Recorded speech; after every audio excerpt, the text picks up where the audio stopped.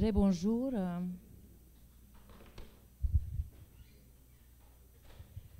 Donc, dans le cadre de cette communication, je vais aborder les concepts de vulnérabilité et de résilience en éducation.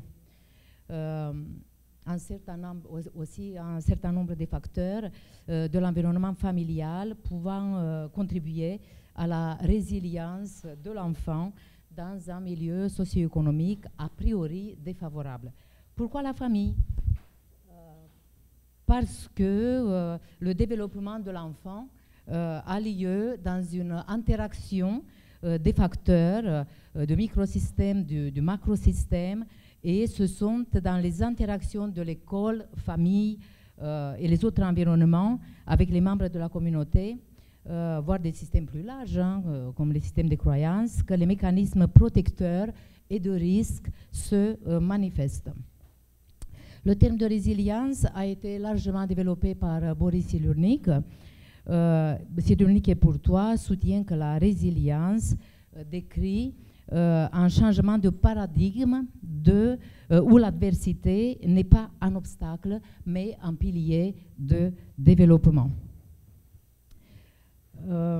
C'est en intégrant la famille, l'école, le social, qu'on pourra comprendre comment l'école peut produire de la résilience, c'est le titre d'un de leurs ouvrages. Et même ils disent que les enseignants ont la capacité d'être des tuteurs de la résilience.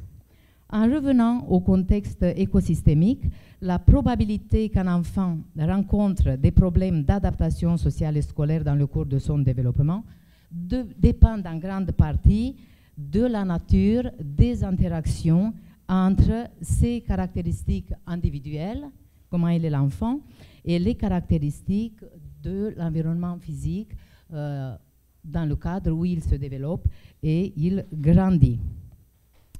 Et ces interactions peuvent être classées schématiquement en 4 catégories générales, voilà, et selon la catégorie retenue, il sera pertinent ou non de référer au concept de résilience.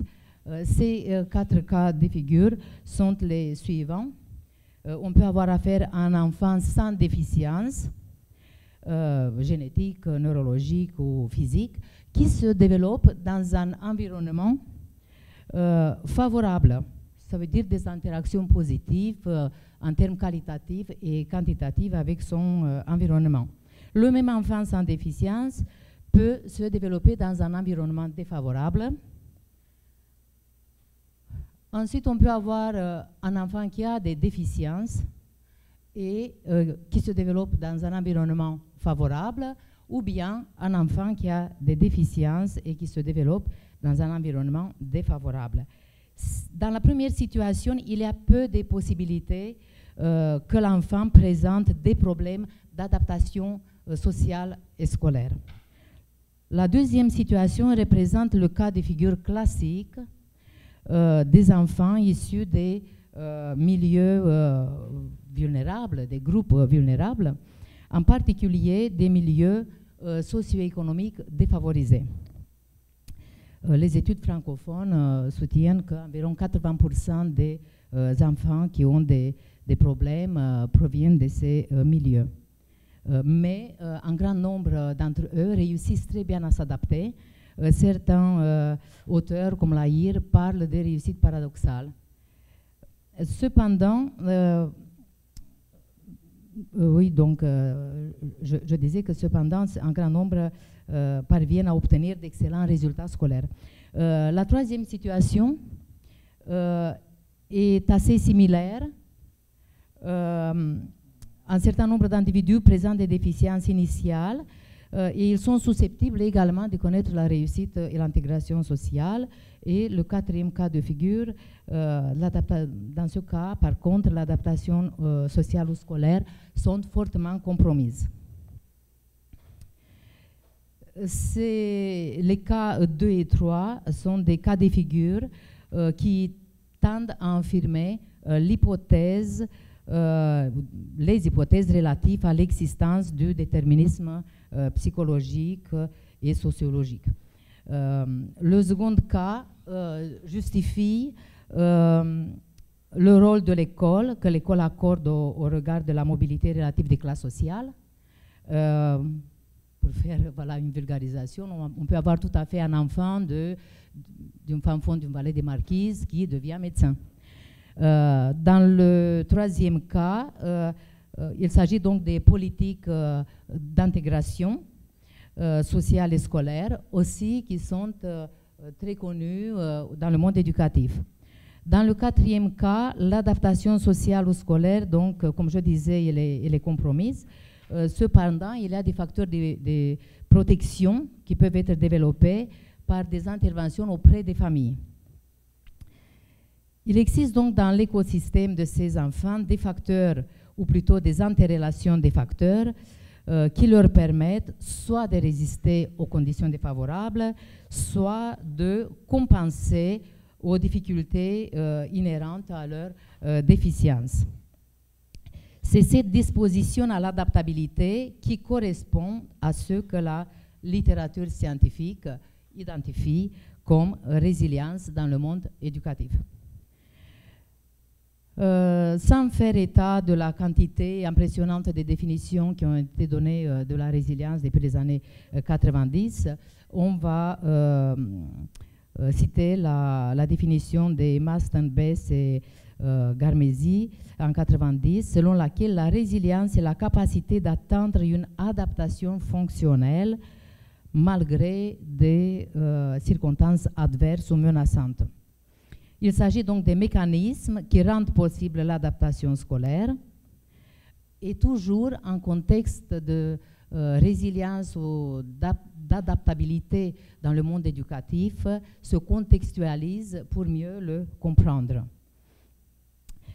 La littérature scientifique note que l'individu ne n'est pas résilient dans l'absolu. Et d'autres auteurs disent qu'il faudrait même créer des situations adverses pour préparer et développer chez les individus la capacité de s'adapter dans des situations difficiles.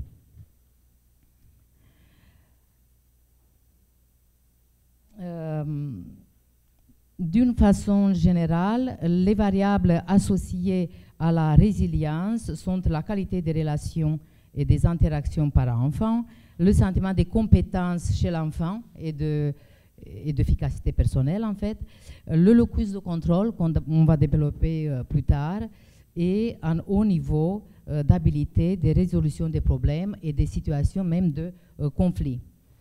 En ce qui concerne la résilience scolaire, certaines études identifient le degré d'implication parentale dans la scolarité et ont prouvé que les enfants qui bénéficient de l'implication parentale sont des enfants résilients. On va présenter ce concept par rapport à une recherche que nous avons menée en Polynésie. L'identification des facteurs se fait généralement par à l'aide des questionnaires de mesure qui prennent en compte tant des variables distales comme les relations parents-enfants qui sont influencées par les facteurs socio-économiques et ethnoculturels, soit par des variables proximales qui touchent au comportement direct et aux attitudes et pratiques parentales. Donc cette recherche s'intéresse aux pratiques et aux attitudes. C'est pour cela que nous avons fait appel à un questionnaire conçu au Canada qui vise exactement les mêmes aspects et que nous avons adapté à la population de la Polynésie française. La recherche fait partie d'un projet plus vaste qui a été financé par le ministère des Outre-mer, par le pays, par le vice-rectorat et par la Guadeloupe, par un laboratoire de Guadeloupe. Il s'intéressait aux pratiques effectives et déclarées.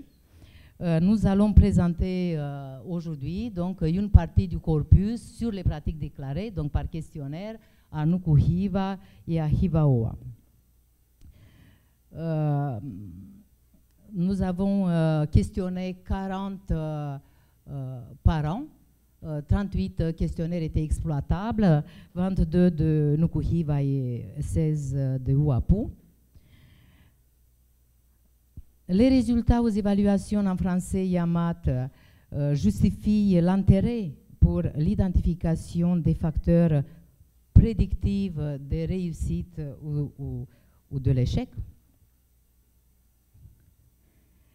L'échelle des compétences éducatives parentales, c'est l'intitulé de l'unité de mesure qu'on a utilisée, va viser donc ces deux aspects, les attitudes et le comportement parental qui se situent donc au cœur de l'interaction systémique de ces facteurs. En termes de méthode, l'échelle des compétences éducatives parentales explore trois thèmes. Les attitudes des parents, celles-ci étant définies comme des manières d'être des parents, comment je suis.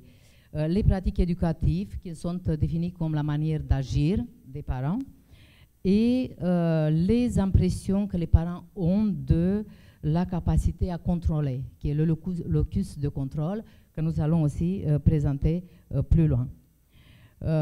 Les questions auxquelles les parents devaient répondre de façon binaire au questionnaire de Canada ont été adaptées à la Polynésie française. Nous avons reformulé certaines questions afin de rendre l'échelle accessible à la population de notre étude. Nous avons également opté pour la simplification de la saisie, les parents devant cocher juste s'ils étaient ou pas d'accord avec l'affirmation qui était faite dans le questionnaire. Ultérieurement, nous avons procédé à la saisie des données informatiques et voilà un exemple de résultat qui a été généré par le logiciel. L'identification de l'indice de défavorisation, donc là j'entre déjà dans les résultats, se fait à partir donc des variables proximales et distales comme on l'a annoncé.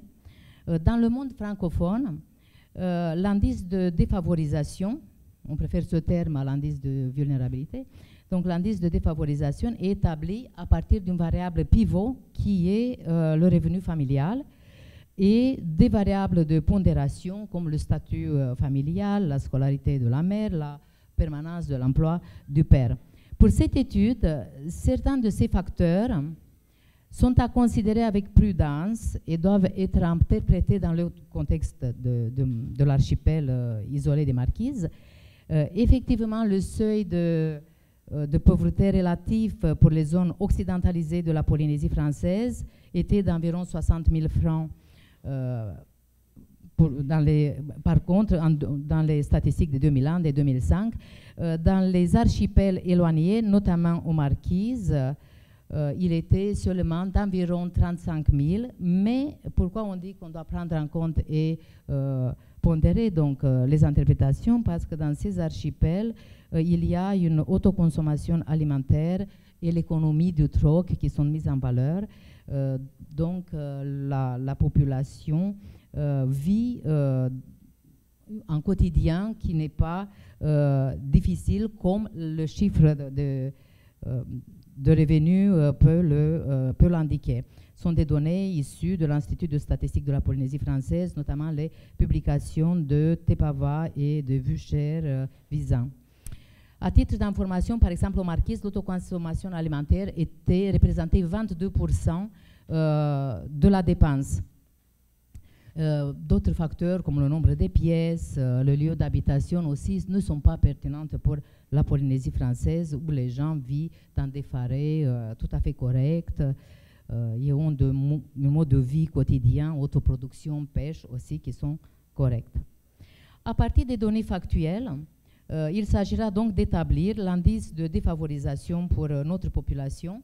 On a opté aussi pour le revenu mensuel que nous avons noté avec 4 points distribués comme marqué ici. Les ménages ayant déclaré plus de 350 000 étaient notés avec 4 points. La structure familiale a été étudiée voilà, par rapport à l'organisation familiale. Les familles monoparentales ou biparentale. Pour notre population, le taux de monoparentalité était assez élevé par rapport à la moyenne de Marquise, 13 par rapport aux 6. Par contre, le nombre d'enfants, la majorité des parents de cette étude, 58%, déclarent avoir un seul enfant, alors qu'aux Marquises, c'est environ 30.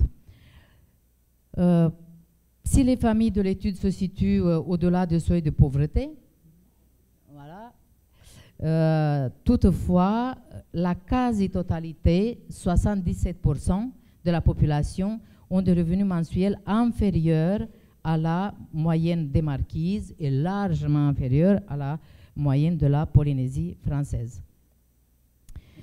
La population est distribuée sur les 5 tranches d'âge, avec plus d'un tiers des personnes âgées de plus de 45 ans, ce qui nous semble un âge plutôt élevé pour un parent de 8 à 10 ans. Cela pourrait être expliqué par les enfants FAMU. On n'a pas le temps d'aborder ce problème dans cette présentation. Le taux de non-emploi chez les parents participant à l'étude est inférieur au taux de chômage de la population des Marquises. Toutefois, les activités qu'ils font sont des activités intermittentes ou bien de l'artisanat, la pêche ou le copra. Par rapport au diplôme, près de la moitié de la population participant à l'étude, 45%, indique un niveau de scolarisation inférieur à la scolarisation obligatoire. Et voilà l'indice de défavorisation pour la population de notre étude. On considère que les 7-8 points correspondent à une population qui est ni défavorisée ni particulièrement vulnérable. Par contre, on peut considérer que 63% de la population de cette étude se situe en situation socio-économique très faible, défavorisée, et 32 moyennement faible, voilà, selon les déclarations des parents. Il me reste très peu de temps. Je ne peux pas développer les attitudes pour respecter le temps. Les attitudes ont été discutées par rapport au locus de contrôle. Par contre, je dirais 2 ou 3 mots par rapport aux pratiques. Déjà, les pratiques et les attitudes ont été les deux discutées par rapport au locus de contrôle. Je vous ai promis que je vous dirai qu'est-ce que ça veut dire. Donc, un locus de contrôle interne signifie que les parents, les personnes, les individus qui ont un locus de contrôle interne acceptent que ce qui arrive, c'est de leur fait et qu'ils peuvent intervenir et modifier cette situation, alors que ceux qui sont dans un contrôle externe, ils attendent une solution de l'extérieur. Ils ont une attitude un peu fataliste. Pour les parents des Marquises, ils ont un locus plutôt interne ou moyen. Alors c'est paradoxal parce que ça devrait correspondre à des pratiques qui sont aussi moyennes ou plutôt des pratiques formelles, alors que nos parents se situent plutôt dans les pratiques libérales, le maximum de libéralisme nous donnant l'enfant roi. Voilà. Mais ils ne sont pas tout à fait là, mais quand même, ils ont des pratiques libérales. Comment on peut interpréter ça? En fait, les parents ont confiance en eux, avec un locus de contrôle interne, et quand il y a débordement de l'attitude de l'enfant, ils redressent la situation par des comportements menaçants envers l'enfant. Voilà, et je suis arrivée sur la dernière diapositive. Pour synthétiser, l'indice de défavorisation indique que la population est défavorisée, donc c'est intéressant d'intervenir. Pratique élaborative, attitude d'une extrême rigidité, et au regard du profil obtenu donc au locus de contrôle, ça nous laisse entendre que les parents seraient volontaires d'accepter des programmes d'intervention auprès d'eux, puisqu'ils croient que le changement vient d'eux. Ces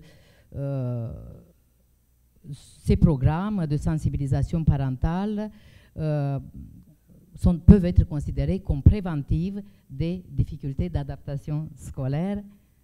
On vous remercie. Voilà.